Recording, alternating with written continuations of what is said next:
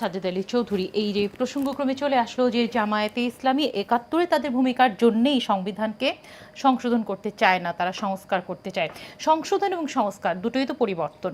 শেষ পর্যন্ত কি এই দুটো শব্দের মধ্যেই আটকে থাকবে জুলাই সনদের বাস্তবায়ন? আপনার কি মনে হয়? ধন্যবাদ। এই জামাতের ৭১-এর ভূমিকা আর সংবিধান সংস্কার বা সংশোধন, এটা কিন্তু দুটো ডিফারেন্ট ইস্যু।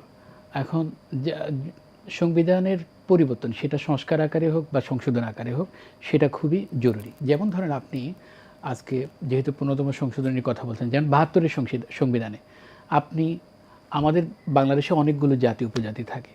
যেমন ৭২-এর সংবিধানে আপনি কি বলছেন? জাতি হিসেবে আমরা সবাই বাঙালি, তাই না?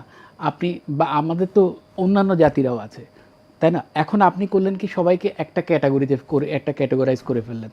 কিন্তু সেটা কিন্তু আবার যখন 5th অ্যামেন্ডমেন্ট জনাব শহীদ প্রেসিডেন্ট জিয়াউর রহমান এসে করলেন কি, আমাদের জাতি হিসেবে পরিচয় ঢুকালেন বাংলাদেশি। কথা বুঝেন। আবার আপনারাও করলেন কি, এই সংবিধান ১৫তম সংশোধনে এনে আবার আমাদেরকে বাঙালি করে ফেলেন। আমাদের এখানে পাহাড়ি থাকে, আরও আদার্স ক্ষুদ্র নিগোষ্ঠী থাকে, তাদের সবাইকে আপনি বাঙালি বলতে বাধ্য করছেন। অর্থাৎ তাদের ভাষা ডিফারেন্ট, অনেকের তাদের কালচার ডিফারেন্ট, ঠিক আছে?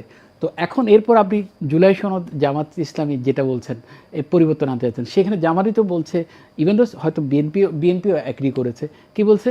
জাতি হিসেবে আমরা বাঙালি। এখন এগুলো হচ্ছে জাস্ট একটা মানুষকে প্রশ্নবিদ্ধ করা। এখন যদি আপনি এরকম বলেন, তাহলে এই আমি জানি না এই প্রশ্নটা এই প্রোগ্রামের ওজনে যায় কিনা। সেটা হচ্ছে, জামাতকে আজকে জামাত হিসেবে আনার জন্য সেটা তো বিএনপি এবং আওয়ামী লীগ দায়ী। কীভাবে? আজকে যখন আপনি একটা অন্যায় করছেন, ভিকটিম সেও যেমন বিচার চায়, যে অন্যায় করেছে, যে ধর্ষণ করেছে, সেও কিন্তু বিচার চায়। যে ভিকটিম সে বিচার চায়, সে ন্যায্য বিচার। আর যে অন্যায় করেছে সেও ন্যায্য বিচার চায়। কেন সে ন্যায্য বিচার চায়? এমনও তো হতে পারে সে ধর্ষণটা করেনি, ট্রায়ালের মাধ্যমে সেটা প্রমাণ হতে পারে। ৭২-এ বা ৭১-এ আপনারা যখন আওয়ামী লীগ ক্ষমতায় আসলো, আপনারা তো বিচার করেন নাই, আপনারা বিচার করেননি, এটা আপনারা অপরাধ করেছেন। ৭৫-এ তো বিএনপি আসলো, তারপরে ৭৫ পরবর্তীতে ৭৯-তে এসে আপনারা ওনাদেরকে ওপেন করে দিলেন, বিচার করেন নাই। এটা তো আপনারা অন্যায় করেছেন। আপনারা ২০১৩ সালে এসে বিচার করছেন কি? বায়বীয় বিচার, সাক্ষী নেই, সাক্ষী বানাচ্ছেন, আপনারা ডকুমেন্ট প্রডিউস করতেছেন, বিচার তো প্রশ্নবিদ্ধ হয়ে গেল। আপনারা এক্সিস্টিং লটাকে অ্যাপ্লাই করছেন না, ইন্টারন্যাশনাল লকে অ্যাপ্লাই করছেন না, বিচার তো প্রশ্নবিদ্ধ হয়ে গেল। বিচার যে প্রার্থী এবং ভিকটিম সবাই কিন্তু সুবিচার চায়। একজন ধর্ষিতা কখনো চায় না তাকে, যে ধর্ষণ করেনি তাকেই ধর্ষক হিসেবে এনে ফাঁসি দেওয়া হোক। সে চায় সত্যিকারের মানুষটাকে ফাঁসি দেওয়া হোক।